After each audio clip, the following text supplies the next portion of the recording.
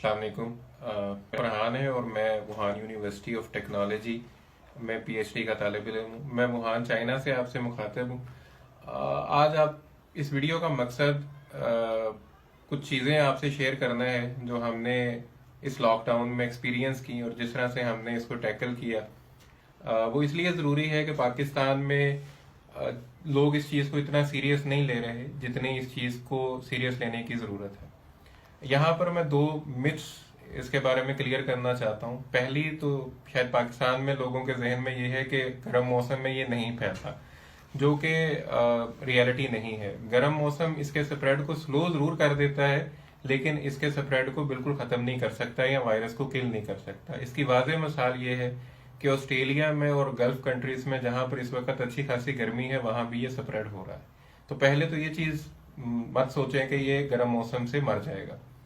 दूसरी बात ये कि हम ये समझ रहे हैं कि मोर्टेलिटी रेट इसका सिर्फ 2 से 2.5% है, तो इतने तो आम फ्लू से भी लोग मर जाते हैं और बुखार से भी मर जाते हैं, तो इसको इतना सीरियस लेने की ज़रूरत नहीं है। लेकिन हम ये भूल जाते हैं कि इसमें जितना पैसा और जितनी एफर्ट्स चाइना ने इन्वेस्ट की है इस मोर्टेलिटी रेट को 2-2.5% रखने में, वो रिमार्केबल है। वो कोई भी और दुनिया का मुल्क उसका तस्वर नहीं कर सकता, और पाकिस्तान जैसा मुल्क तो बिल्कुल भी नहीं।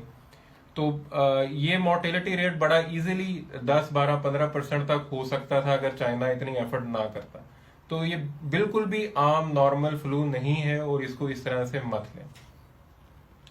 अब ये कैसे फैलता है, इसकी 3 बुनियादी है। अगर आप किसी ऐसे शख्स के कांटेक्ट में आते हैं जो ऑलरेडी इन्फेक्टेड है, तो उससे आपको ये हो सकता है।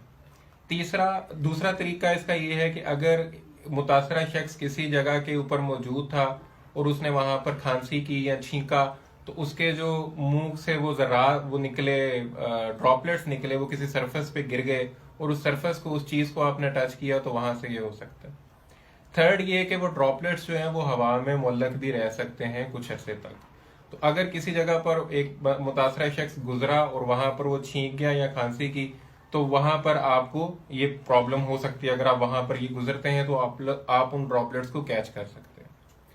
अब बात यह है कि इससे कैसे बचा जाए।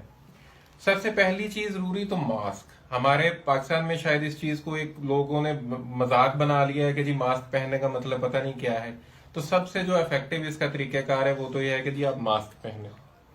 दूसरा, हाथ अपने बार बार धोएं, अपने आप को सैनिटाइज करें। प्लस पानी पिए, गर्म पानी फ्रीक्वेंटली, जितना ज्यादा हो सके सिप करें। ज्यादा एक दफा में गिलास ना पिए, 1-2 घूंट काफी है, लेकिन फ्रीक्वेंटली पिए और बच्चों को खासतौर पे बार बार पिलाएं। अपने गले को खुश्क ना होने दें, क्योंकि ये बेसिकली आपके गले में घर बनाता है और वहां से स्प्रेड करता है। तो अपने गले को किसी भी तरीके से मॉइस्ट रखें, उसको खुश्क ना होने दें। अब जो स्नीजिंग है, जब आप नॉर्मल कोल्ड फ्लू में भी स्नीजिंग होती है, तो आप अपनी एल्बो यूज करें बजाय कि अपने हाथों के। और ये चीज बच्चों को भी सिखाएं कि एल्बो यूज करनी है, एल्बो में स्नीज करना है, हाथों में नहीं करना है, क्योंकि हाथ आप अनइंटेंशनली अपनी आंखों को, नाक को या मुंह को लगा सकते हैं। ये रुकना इस चीज से। आपने अपने मुंह को गैर जरूरी तौर पे टच नहीं करना, और स्पेशली अगर आपने मास्क पहना हुआ है तो अपने मास्क को आपने टच नहीं करना। सबसे जो जरूरी चीज कि आप अपनी सोशली तौर पे अपने आप को डिस्टेंट कर लें बाकी लोगों से।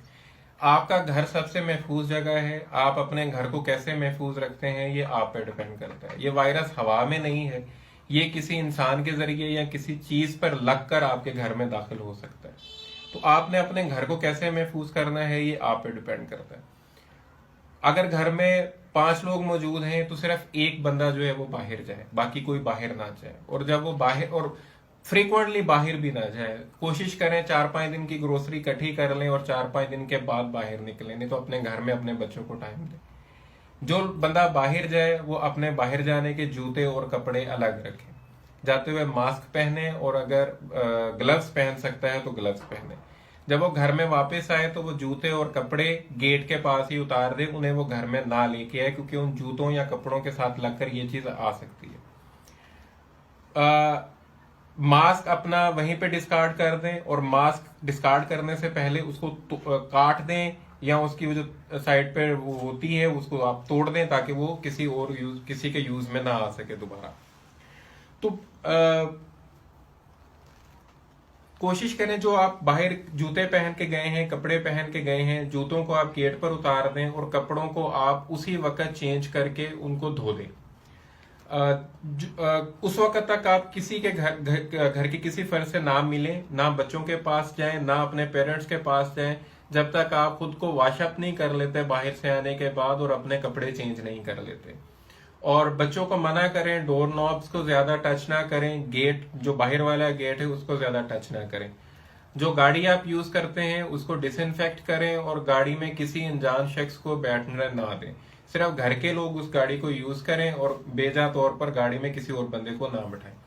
जहां तक मुमकिन हो पब्लिक ट्रांसपोर्ट को अवॉइड करें। उससे अगर आप पैदल चल के कोई काम कर सकते हैं तो पैदल चल के वो काम करें और कोशिश करें जब बाहर हो तो लोगों से कम 6 फुट का डिस्टेंस मेंटेन करें। सबसे जो इफेक्टिव इस चीज को रोकने का है वो है कि आपने इस चेन को ब्रेक करना है। अगर ये चेन में चलता रहेगा, स्प्रेड करता रहेगा, तो ये रोकना नामुमकिन हो जाता है। जब तक आप चेन को नहीं रोकेंगे, और आपने कोशिश ये करनी है कि आप उस चेन का हिस्सा ना बने, अपने आप को उस चेन का हिस्सा बनने से आपने रोकना है। फिर सबसे ज्यादा प्रॉब्लम क्या है कि हम ये समझते हैं कि हर चीज गवर्नमेंट ने करनी है, हर चीज गवर्नमेंट करे, लेकिन जो चाइना में या वुहान में रह के हमने एक्सपीरियंस किया है कि जो सोसाइटी इसमें रोल प्ले कर सकती है उसको रोकने में, गवर्नमेंट, कोई भी दुनिया की गवर्नमेंट हो, वो ये अरेंजमेंट नहीं कर सकती।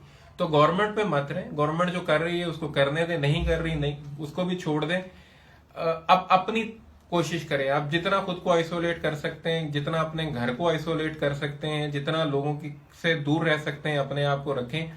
जो सबसे ज्यादा एट रिस्क लोग हैं वो या 50+ एज ग्रुप, इससे बहुत ज्यादा इफेक्ट होता है, जो क्रिटिकल इलनेस डेवलप कर लेते हैं इससे।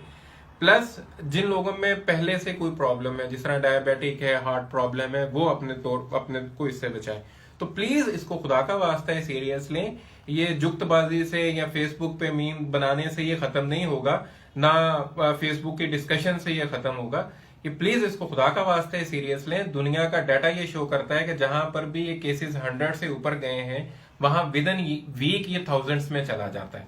तो प्लीज इसको सीरियस लें और अपनी जो लाइफस्टाइल है और हैबिट्स हैं उसको चेंज करें ताकि इसके स्प्रेड को रोका जा सके। नहीं तो अदरवाइज ये इतना प्रॉब्लमेटिक बन जाएगा कि आप लोग उसका तसव्वुर भी नहीं कर सकते। बहुत शुक्रिया।